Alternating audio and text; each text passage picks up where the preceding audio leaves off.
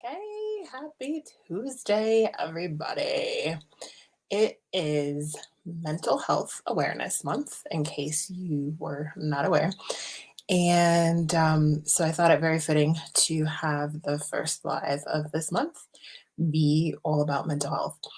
And not just about mental health, but really like the problem with mental health, right? It's one of those terms that brings up a lot of things for people, right? And oftentimes it brings up a lot of negative feelings, a lot of negative connotations, right? And like, why is that, right? Mental health. What is it with that term that brings up so much negativity in the world? And part of it is because we tend to make things that we can see more real than things that we cannot see, right? Like the wind, it blows. We know it's there, but we don't really think about it until we actually feel it, right? Coming across our face, blowing our hair, when it becomes the pesky problem because it's blowing the leaves in the yard all over the place, right? And when you see someone and they have like a broken arm or a broken leg or maybe even they've got physical symptoms of a cold, they're sneezing, they're coughing, right? You can see those things, so then it's really easy for our very calculated brains to then go into, oh, that person must be injured, oh, that person must be sick, let me maybe be a little bit kinder or nicer to them or stay away from them because I don't want to catch their germs, or whatever it might be. But when you look at mental health, it's invisible a lot of times, right? You can't see it. So we often don't really actually know what people are going through, what people are experiencing. They may be smiling, and you have no idea that they have been thinking for the last month or week about how they're going to end their life, right? You always see those like photos or videos or whatever, news stories where a person committed suicide and everyone around them is just shocked. Like, how did this happen? How did no one see it? Right. So it's an invitation to remember to stop making the physical, tangible things that we can see all the time more real, more true, more valuable than the things that we can't see. Because it's actually the things that we can't see that are more real, right? Like, can you really see or tell or know how electricity works? Can you see your heart pumping in your body, or do you know that it's just pumping? You know that it's pumping the blood through your veins, through your entire body, keeping your system working. Can you see your brain? Right. So the gift and the opportunity and the possibility is to pause, ask a question, and not decide what we know about what someone is or isn't going through, including ourselves, and to really begin to prioritize our own mental health and other people's. Be kind to people, be kind to yourself. You never know what you or someone else is going through. Um, so I just wanted to like come on and really talk about this from a little bit of a different angle, a little bit of a different lens than we normally hear about it, because it's like there's a lot of shaming, right? There's a lot of hiding. It wasn't until really just a couple years ago that this became even an acceptable topic for people to, look at and share. It was like this stigma, like there's a problem or there's something wrong, but it's like mental health ranges from, you could just be really sad all the way up to, the other end of the spectrum where there may be some longer term symptoms and there's an actual like physical diagnosis that may be going on. Um, Either way, it's not bad, it's not wrong to prioritize your own mental health. How do you do that? And how do you put the M and the H back in mental health? So for me, the M and the H, as opposed to standing for mental health, actually stands for my harmony. What happens when there's harmony and when you have harmony, right? Things flow, they work, right? There's no disruption. There could be rocks in the stream, but the water just flows around them, right? And so when you have harmony, you have balance. And I know like balance is one of those words that um, kind of brings up a lot of things for people too, because it's like not everything is going to be in perfect balance all the time, right? But even that is part of the harmony.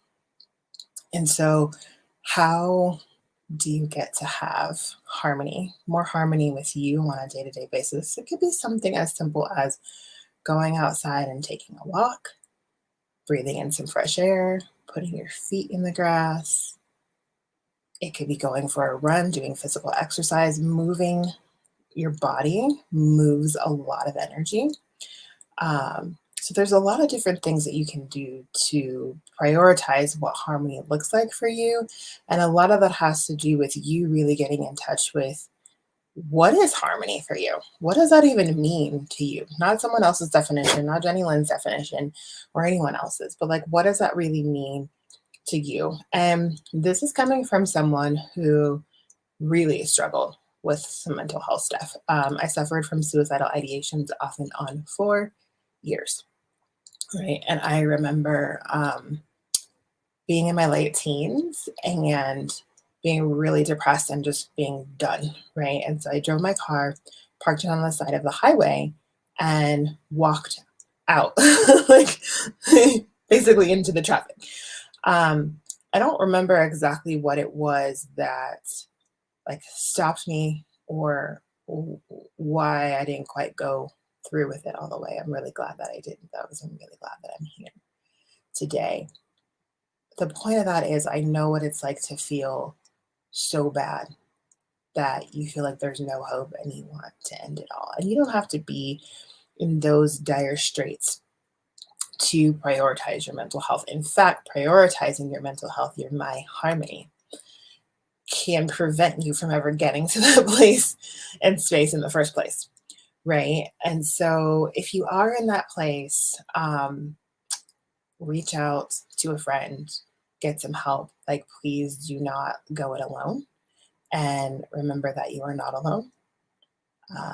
Please don't ever quit on a bad day, not your life, and not anything else in your life, a relationship, a business opportunity, work, anything else. Like, never ever quit on a bad day, right? Because your brain is functioning in a different way when you are overwhelmed, when you are stressed, when you are depressed, and you're not as clear in your thinking. So, quitting on a bad day is never going to create greater results for you. But if you are, that severely depressed that you would, you want to end your life, please get some help. Talk to somebody. It's not as bad as you think it is, no matter how overwhelming it can feel right now. And I promise you, like, it can get better. It can, and it will. Okay. So, my harmony, prioritizing your mental health. What are 3 things that you can do or ask right now to start to begin to prioritize that for yourself? So, first things first is just to take a really deep breath right now. Okay. And just remember that you have everything you need right here, right now. I'm not talking about even 10 minutes from now or next week or next month or next year, but right now you have everything you need. So just remember that. Okay. And then once you take that deep breath and you remember you have everything you need right now, that can create some space, right? And now you can do things like ask, what makes you happy? What brings you joy? Get a journal, get a piece of paper, write it down, like write it out. What makes you happy and what brings you joy? Then ask, what calms you and what brings you peace? Okay. And the next thing you want to ask is, what's uncomfortable for you? I know you probably don't want to look at that and you don't want to write that one down, but looking at the things that make you really uncomfortable is the key to changing it and choosing something different, because what you don't acknowledge doesn't exist. So you have to acknowledge it, right? Stuffing it away in the corner, leaving it as the pink elephant at the back of the room never creates more, right? So you're powerful. You got this. Address it head on. Like, what makes you uncomfortable? Write that down, right? And then go back to what makes you happy, what brings you joy, what calms you, and what brings you peace, and go choose to do that. It could be a bubble bath or a massage or a stroll in the park or going and hiking in nature, going horseback riding, dancing, having a dance party in the middle of your living room, in the middle of the street, dancing like no one's watching, like whatever that is, go do that. Address the uncomfortable feelings and then go do the thing that brings you joy and the things that calms you. Because what you focus on expands, right? And you just end up creating more and more and more of whatever it is you're focusing on, good, bad, or indifferent. So I'm going to keep this short. I just wanted to kind of leave you with some tips, some things you can do right here, right now to start to put the MH back in mental health. Hey, sweetheart, good to see you.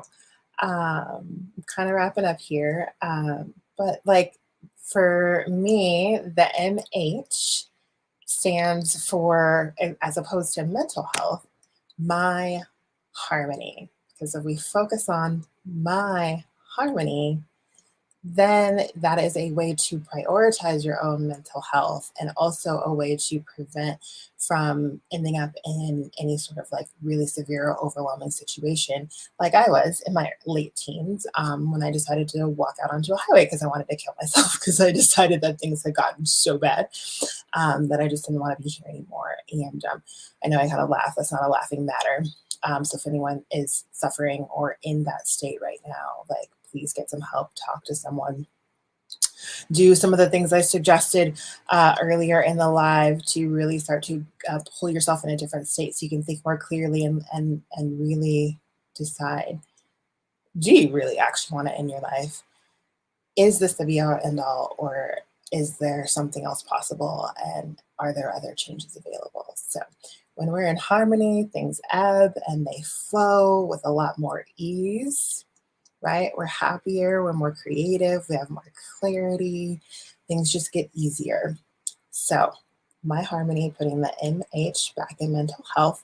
And if you'd like to kind of explore this further, I'm actually going to do a free Zoom tomorrow night. That's May 4th at 6 o'clock p.m. Mountain Standard Time. It's totally free. Link is in the bio if you're watching me on Instagram. Link is in the chat if you are not watching me on Instagram. And it's totally free. And we're going to be talking about getting unstuck when you want to give up. So I hope that you will join me for more. We're going to be on for about an hour, and go back and watch this live and replay it and share it with anyone that you think may benefit from it. And I hope to see you tomorrow night on the live. Have an amazing rest of your day.